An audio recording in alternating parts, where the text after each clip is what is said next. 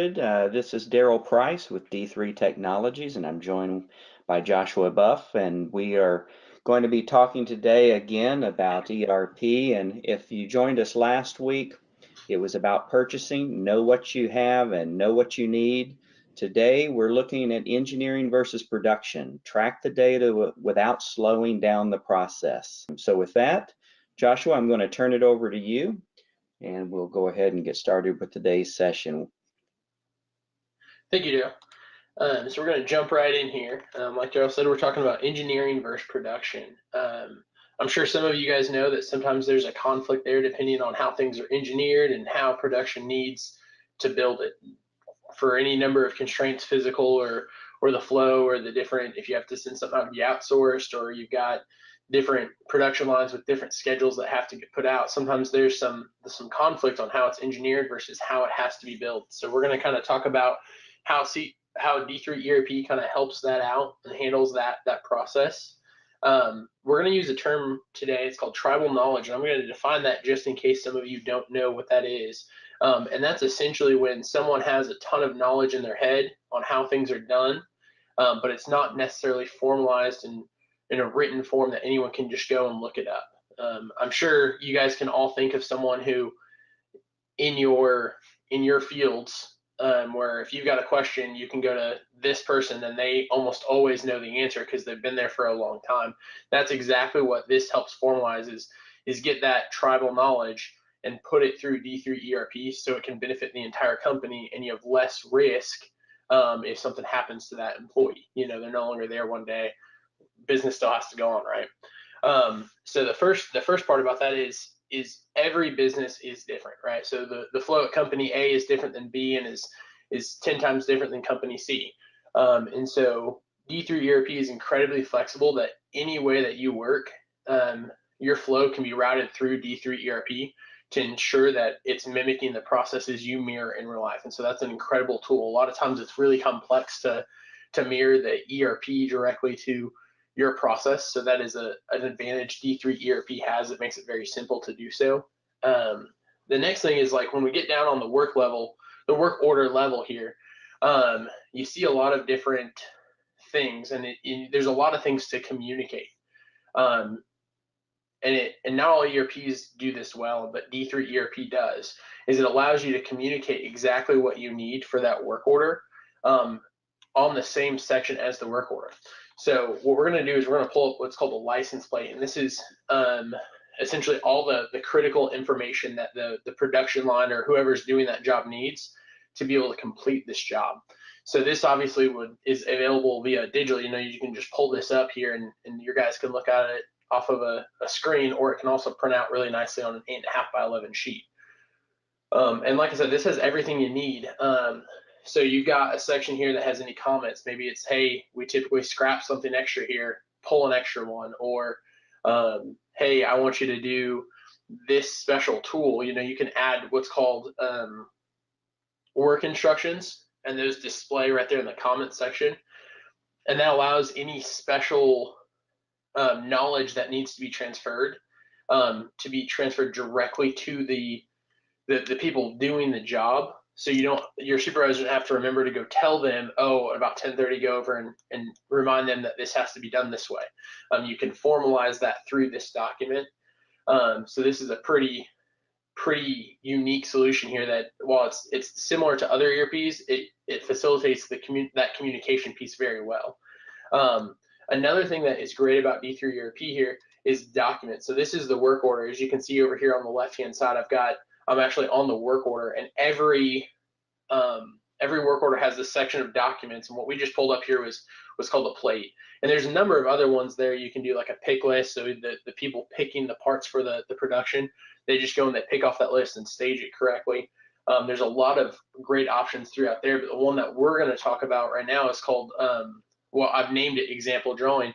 So if you have a specification for your part, you know, a drawing or whatever those guys need to find, you click that and it downloads it really quick and then opens it up. Now this is just a photo of our logo because I didn't want to disclose any past customer actual drawings, but this is where you could link an actual specification, you know, a explosion drawing or a detailed drawing of these are the measurements. I mean, you guys get the picture of what I'm trying to say there. So that's incredibly powerful that it's there that quick. I mean, 2 mouse clicks and that guy can pull up that drawing, and it's linked everywhere with that part, which is incredibly powerful. A lot of other ERP systems don't allow or do not afford the ability to link it that closely. So that is a big plus.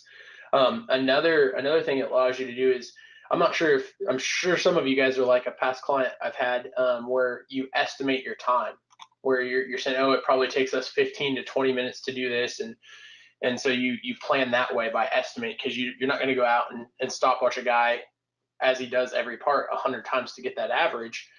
You're just going to estimate it.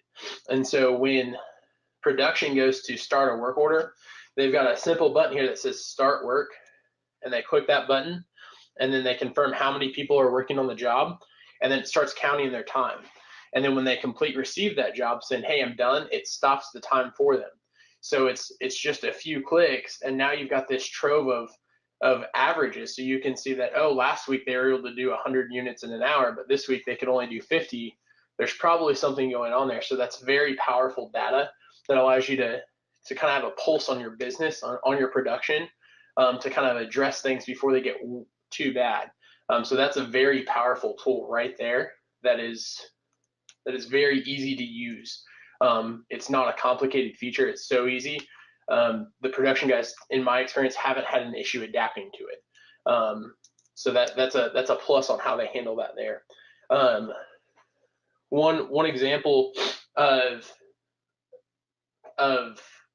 formalizing that tribal knowledge in through D3 ERP that's had a positive effect is in a past client. They ran a first and a second shift. So they worked at different times, 18 hours total through both shifts. They had different supervisors. The same quality department would check them. And what would happen is the morning and the night shift were not on the same page always. Sometimes the night would say, hey, this is my standard, do it this way. And the morning shift would say, this is my standard, do it this way. So you'd have those products coming out at a different specification, so to say. So when quality would check it, some of those would fail because they weren't being designed exactly how they were engineered. Specifically on the end result, they were an inch off here or there, quarter inch off here or there, that kind of situation. And so once this client formalized their process through D3 ERP, it was estimated by the quality department that they saw a 30% reduction in rework because both shifts were on the same page, and they had that powerful tool right there to look and say, oh, here's what I have to go against. It's not just what the supervisor had in his head. It was, here's exactly what I'm being held to, and here's what we have to put out. So that's a pretty strong example right there of just how formalizing your workflow into D3 ERP helps production, because then they suddenly had a ton more time to be able to build their core product instead of redo work that they had done improperly. The next thing we're going to talk about is the different levels of bills of materials and how that can impact speed in production. I'm sure that some of you have experienced that clash I kind of mentioned earlier with production versus engineering. Engineers have a very specific way they like to design the bill of materials, and it makes sense and it's great how they do that, but sometimes that doesn't mirror how production needs to build it. Sometimes you've got physical work centers that are together, so it doesn't need, you can't receive 10 different work orders in the span of a 20-foot table. Sometimes things are outsourced, sometimes things aren't. There's a myriad of reasons why production at the end result produces what was engineered, but it doesn't follow the level of bill of materials that the engineer has set. So what D3 ERP allows you to do is to customize that on the work order level. So here we've just got the engineered view of this part, so this is how the engineer has set it up. So in this example I've got they allow you to make them flat. And so what that means is, it means instead of having a top level with a couple sub components that also have their own components, you just have one single work order encompassing it all. So this is going to be for like a smaller shop that, you're not going to inventory your components separately. You're not going to inventory subcomponent 1. You just inventory the top level good. So you don't start it until it's all done. So you inventory top level and then all the raw components. It allows you to make a flat. So this is a direct contrast to that one. Is as you can see, I've got my top level part there dash flat, and then it's just all the subcomponents that were in those sub assemblies are just listed right here. So those production guys just pull all those things, build it, and then it's inventoried here. Another thing that the software allows you to do is something called phantom bills of material, phantom assembly, sorry, if you will. And this is kind of one of those things where everyone kind of has a general idea of what it is, but it's also kind of used sometimes inconsistently. It's not well defined in a lot of ERPs, and it's not very consistent. So with D3 ERP, essentially how they've defined it is meaning with top. So what that means is in this example here, where they would need all of these components, but they're going to build it in one section, one space, and it's going to be built and then it's done. They're not going to stop in the middle. What the production manager could do is he could go in there and he can mark subcomponent 1 and subcomponent 4 as with top, which means phantom basically, and it would convert it to right here, this flat bill of material.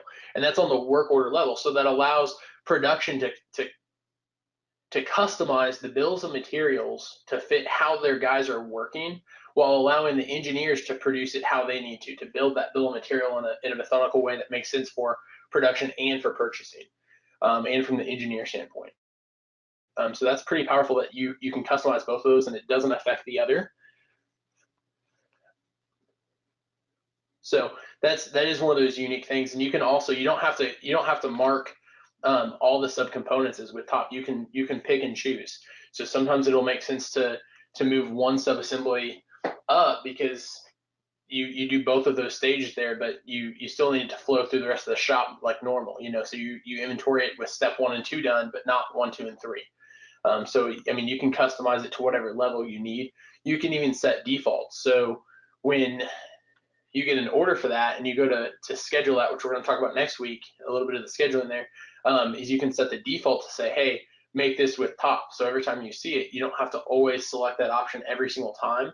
It's defaulted that way, and then you review it, and if you need to change it that time, you can change it that time, but it'll default to whatever you have it set. So that's also pretty powerful. It essentially remembers your last setting. That way you're not constantly changing those, because that would get tiring. I mean, as order volume and whatnot comes in. A good example of how this helps is that a past client, they have three stages called fabrication, where they actually take the metal pieces that are flat and bent and they tack weld them together, which is just tiny little droplets of weld that allows it to take its structure form, but it's not structurally, it doesn't have integrity in its structure. And then they have the weld line, which is where they lay the lines of weld that gives it that structural integrity, and then they paint it. And this is all on the same workspace that's about a 50-foot long table. And so they start at fabrication and weld, and it just moves along this table, and after it's welded, it goes immediately to be painted. They pick it up, they hang it up, and they paint it immediately. And so how their components are engineered is that's 3 separate stages. And that makes sense because it's 3 different part numbers. You can inventory all of those things individually, and they do, but their work center is all the same.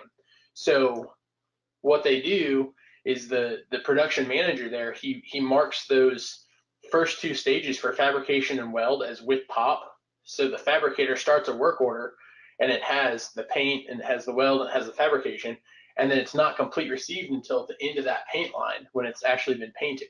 And so that's a pretty good example right there of how moving things to be phantom or with top in D3 ERP allows more efficiency, because you want the software to have the least amount of impact in production as possible. So if those guys were having to stop every 5 or 10 minutes to go in and complete receive and start a new work order, I mean, they'd spend more time doing that paperwork than getting things done. So it's great that D3 ERP affords that flexibility, that it takes them 20, 30 seconds every hour to do the paperwork instead of 5 or 10 minutes every hour. because that can really kill your production there. Daryl, that's what I have prepared for today. Thanks a lot, Joshua. So thank you for joining us again today. And next week, we'll be covering again scheduling, production on time. Look forward to talking to you then. Thanks.